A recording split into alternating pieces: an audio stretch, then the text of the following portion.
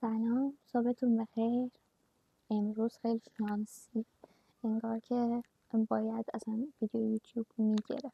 امروز روزش خیلی به طور شانسی من دیشب خیلی خوب خوابیدم و ساعت 6 صبح از خواب بیدار شدم و یه روتین پوستی رفتم، یه مدیتیشن کردم، یه خورده کتاب خوندم و خیلی خوب لود شدم.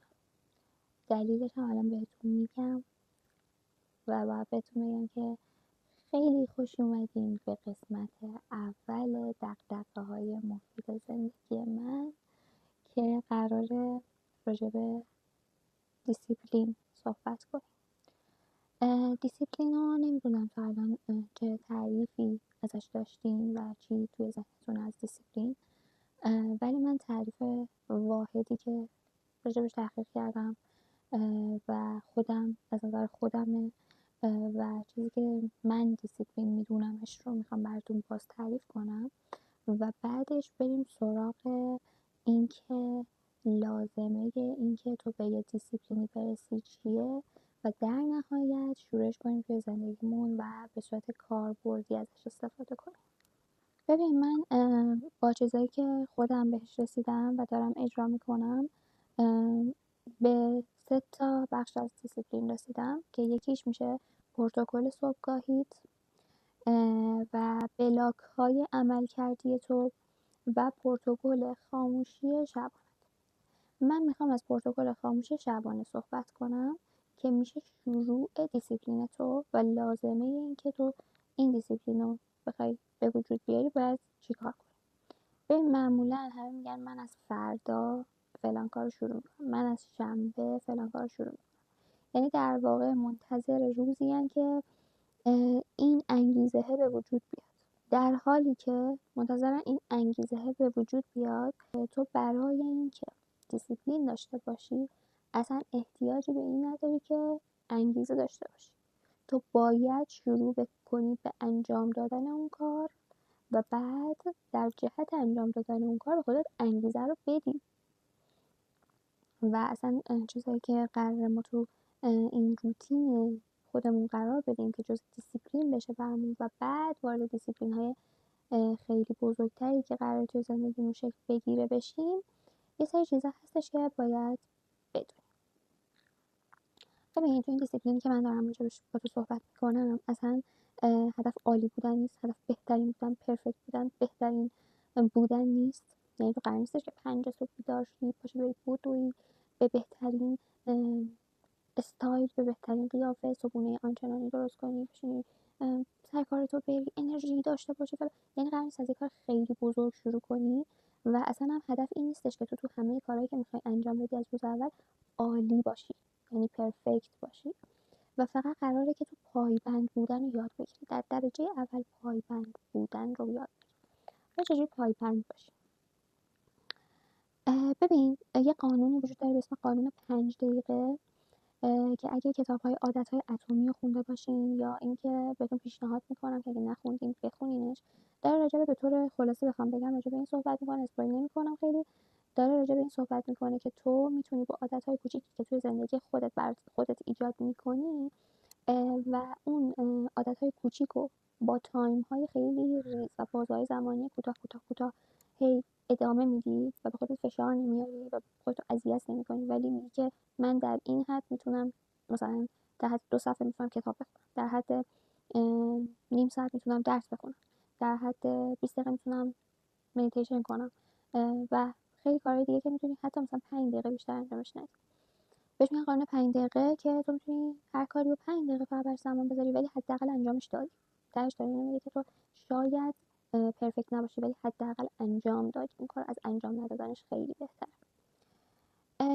دومین چیزی که وجود داره و من فکر میکنم خیلی تاثیرگذاره و دشمن دیسیپلین هم میتونه باشه، ورودی‌های ذهنیه که در واقع میشه بگیم نویزها و دیتاهای ذهنیه که وارد بشه، نویزهای ذهنی البته که وارد مغز تو میشه، وارد فکرت میشه، افکار تو رو در بر میگیره و تو باید یاد بگیری که برای این افکار مرز بذاری. چجوری مرز میذاری؟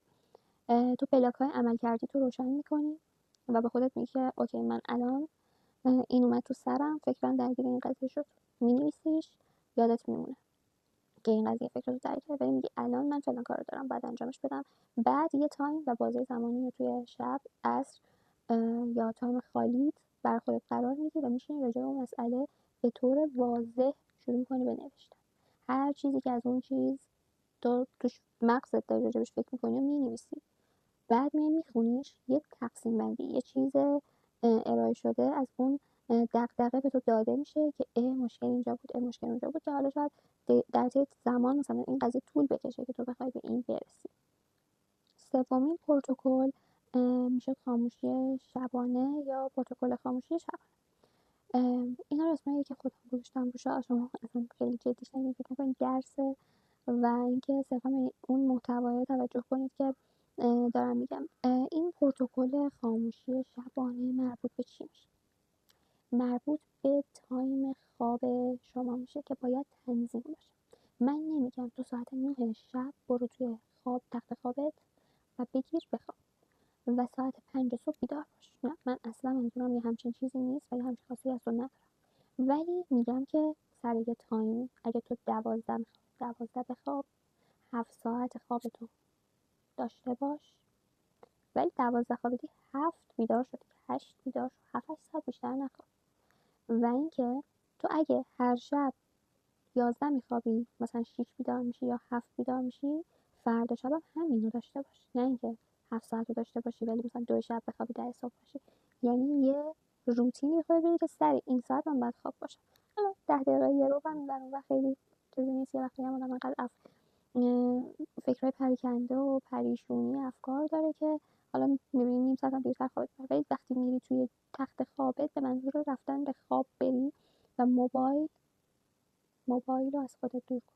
شبا گوشیتو بذار روی حالت دو نات دیسترب و فقط تماس‌های امرجنسی که ممکنه برات پیش بیاد. خب بنا به شرایط و دلایل زندگی خیلیا ممکنه که یه سری تماس‌های امرجنسی داشته باشن و فقط میتونی اون کانتکتاتو قرار بدی تو اون بازه‌ای که خوابی توی دو نات دیسترب نباشن.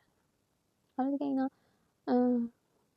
به زندگی شما بستگی داره. ببین یه سری چیزا که من میخوام بهتون پیشنهاد بدم و به من کمک میکنه اینه که من مثلا آدمیم که شاید وقتی از خواب بیدار میشم اون انرژی کافی و لازم برای اینکه یه سری کار رو انجام بدم نداشته باشم و بیحال بیدار شم، بی‌حوصله بیدار شم و اینکه اصلا تو مود خوبی نباشم. زود بیدار شدم، تازه دارم شروع میکنم و خیلی طبیعیه که مثلا که اینجوری خمیازم بگیره، اونم مثلا هفته. سعی کن چیزایی که واسه فردا لازم داری آماده کنی که صبح تنبلیت نیاد. می‌دونی چی میگم؟ صبح اگه تنبلیت میاد تو یه سری چیزا از شب حاضر کن بر خودت قبل از خواب که بتونی انجامشون بدی، که قرار شد دیسیپلین رو با هم دیگه تمرین کنیم. من یه سری چیزا بهتون گفتم. یکی گفتم که ما یه پروتکل خواب داریم، یه پروتکل عملکرد ذهنی داریم، یه پروتکل صبحگاهی داریم و اینکه هر کدومشون از یه سری قانونا پیروی میکنه و بهتون پیشنهاد کردم قانون 5 دقیقه بر خودتون توی کاراتون حتما لحاظ کنین و کتاب عادت‌های اتمی هم اگه دوست داشتین بخونین، ولی به طور خلاصه بهتون گفتم که کلا در مورد چی صحبت میکنه و منظورش چیه. اسپویل نکردم ولی خب گفتم که راجع به عادت‌های کوچیکی که تو قراره توی زندگی توی بازه‌های خیلی کوتاه زمانی شروع به عمل کنی بهشون و به ترتیب هر چقدر میری جلو بتونی تایمش رو ببری بالاتر. و اینکه گفتیم هدفمون اصلا عالی بودن نیست، پرفکت بودن 100% نیست و فقط هدفمون اینه که یه کاری که مفید باشه حتی اگه به طور کامل انجام ندادیم اون کار رو حداقل یه بخشش رو انجام داده باشیم یا یک مقداری انجام داده باشیم و این خودش باعث میشه که تو دیسیپلین پیدا کنی و دیسیپلین توی زندگی تو به وجود بیاد، چون تو قربانی لحظه‌هات نیستی دیگه، فرمانده زندگیت هستی و خودتی که دستور میدی که الان باید چه اتفاقی بیفته. انگیزه تو تأثیری نداره، اراده توئه که تاثیرگذاره. راجع به گوشی صحبت کردم، راجع به تنظیم خواب صحبت کردم، راجع به ورودی‌های ذهنی که به صورت نویز هستن صحبت کردم که مثل خوره قشنگ انرژی ما رو میکشن. این نویزهای ذهنی که مثل خورن واقعا و انرژی رو مکش میکنن و گفتیم که برای اینکه بخوایم اینا رو از بین ببرین. حالا بهتون میگم چیکار کنین که بشین بنویسین و از این جور. بریم سراغ دیسیپلین که من میخوام رعایت کنم و با هم دیگه پیش ببریمش. بهتون پیشنهاد میکنم شما 3 تا هدف بیشتر برای خودتون تعیین نکنین برای شروع. و من اولین چیزایی که میخوام برای خودم تعریف کنم همین شروع تنظیم خوابم بود که امروز روز اولش بود. بعد شروع کنم به برنامه‌ای که من آب بیشتری در طول روز بخورم، چون هم به پوستم کمک میکنه، هم به انرژیم، هم به سوخت و ساز بدن و خیلی مفیده تو تابستون مخصوصا که الان هست. ما خیلی آب بدنمون از بین میره، آب بدنمون از دست میدیم، حالا به دلیل گرما، به دلیل هر فعالیت کوچیکی که بکنیم متابولیسممون به خاطر گرما بالاتر میره و حالا اینجور چیزا. بهتره که آبو بخوری، سم‌زدایی بشه بدنت. الانم بهتشون میدم که من از شب قبل اون چیزی که آماده کردم واسه امروزم که آب بتونم زیادتر بخورم چیه و بازم اینو بهتون پیشنهاد میدم. خب همونطور که میبینین من یه دیتاکس واتر از دیشب برای خودم درست کردم که بخوام امروز آب زیادتری بخورم. من حالا به این آبش که تموم میشه باز آب اضافه میکنم تا زمانی که میوه‌هاش حس میکنم که هنوز طعم خودشون دارن و دیتاکس خیلی کمک میکنه که تو راحت‌تر آب بخوری. من آدمیم که سخت آب میخورم و این خیلی به من کمک میکنه. گلابم بریزی توش که نور علی. و قهوه صبحگاهی که آمادش کردم گذاشتم توی یخچال به صورت آیس کافی و خوردمش تا بیدار شدم. بعد اینا کاری بود که از شب قبل که انجام داده بودم. یا مثلا لباسی که میخواستم بیام و حاضرشم بیام جلوی یوتیوب ویدیو بگیرم هم حاضر کرده بودم و یه جوری برنامه ذهنی مرتب کرده بودم. همون چیزی که گفتم کاراتون از شب قبل آماده کنید برای فرداتون. آب خوردن زیاد. من آدمیم که یه مقدار توی خوردن ویتامین هام و قرص تیرویدم آدم کم‌کاریم واقعا و همین صبح رو خودم رو موظف کردم که قرص هام، ویتامین هام و قرص تیرویدم بخورم. هدف بعدی که میخوام توی زندگیم داشته باشم و عملیش کنم اینه که دوست دارم که ورزش و یک فعالیتی رو شروع کنم. من کلا به طور کلی بخوام بگم شخصیتم شخصیتی نیستش که بره باشگاه و بدنسازی کار کنه. مثلا یوگا رو واقعا دوست دارم، انعطاف رو دوست دارم، ولی هیچ وقت با باشگاه ارتباط خوبی برقرار نکردم و اذیتم. ترجیح میدم پیاده روی کنم، ترجیح میدم که یه سری حرکات کششی انجام بدم، هوازی انجام بدم. خیلی با بدنسازی و وزن و اینجور چیزا ارتباط مثبتی ندارم، بخاطر همین میخوام از خیلی کم شروع کنم، یعنی حتی حرکات کششی که یوگا انجام میدادیم به طور محدود بر هر کدوم مثلا 15 تا کافیه، مثلا 4 تا حرکت در همین، ولی انجام بدم. یه روز شاید دیگه اصلا یه حرکت انجام ولی انجام بدم. یه بخشی از زندگیمو میخوام اختصاص بدم به درس خوندن. من دارم برای ارشد میخونم و خیلی هم خیلی عجیبه که من واسه کنکور دبیرستان اینقدر چیز نداشتم، پشت کار درسی نداشتم و اصلا خیلی چیز مسخره‌ای بود به نظرم. با درگیر خیلی چیزای دیگه بودم ولی ارشد برام خیلی مهم شد و خیلی دارم براش تلاش میکنم و درس میخونم. یه بازه زمانی میخوام بذارم برای اون ارشد هدفم و اون چیزی که دارم. بهتون پیشنهاد میکنم اگه در حال درس خوندن نیستین و سر کارم نمیرین، حداقل توی یه مهارتی به نظرم سعی کنید که وارد بشید و یه مهارت جدیدی رو یاد بگیرین. همیشه به آدم کمک میکنه. مثلا کاری که من و مامانم انجام دادیم اینه که شمع‌سازی رو داریم یاد میگیریم که به صورت گل درست کنیم. شمع‌ها رو خیلی خوشگل میشن، حس هنری داره، حس خلاقیت، ایده، همه چی داره، چیزی که جذابه. یه کار اینجوری یادگیری یه مهارتی رو اضافه کنید توی کارهاتون، کلاس زبان برین، این چیزای واجبیه دیگه. یا یه تایم یه بازه زمانی رو بذارین برای کار کردن روی زبانتون. من بهتون توصیه میکنم که یه تایمی رو حتما همه باید بذارن برای کتاب متفرقه خوندن و اون کتابی که متفرق است میخونی باید حتما توسعه فردی باشه به نظر من. چون تو اگه توسعه فردی رو یاد نگیری، ما تو مدرسه هامون به همون مهارت زندگی یاد ندادن و ما مجبوریم به توسعه فردی خودمون جداگانه بریم دنبالش و یاد بگیریم و پیگیرانه بریم سراغش. برای اون نویزها و دیتاهایی که نویزهای ذهنی که وارد مغزمون میشه در طول روز و تو هی بهش میگی که ببین من الان این کارو دارم، بذار راجبت فکر میکنم، بذار تمام ایدیاهامو راجبت انجام میدم. میای چیکار میکنی؟ یه بازه زمانی رو قرار میدی و هر چیزی که فکرتو از صبح درگیر کرد، هر چیزی که شد خوره انرژی، هر چیزی که باعث شد تو یه لحظه مودت بیاد پایین، یه لحظه مودت بره بالا، یه چالش تو روزت برات به وجود اومد، میشینی راجع به همه اونا مینویسی و یه جورایی پرونده های باز ذهنیت رو میاری روی کاغذ و اونجا میبینی که چقدر دسته‌بندی شده، طبقه بندی شده و کاملا واضح بدونی که تو حس کنی که مثلا جایش گنگه برات باز میشه. و در آخرم گفتم که تنظیم خواب که به نظر من خیلی مهمه.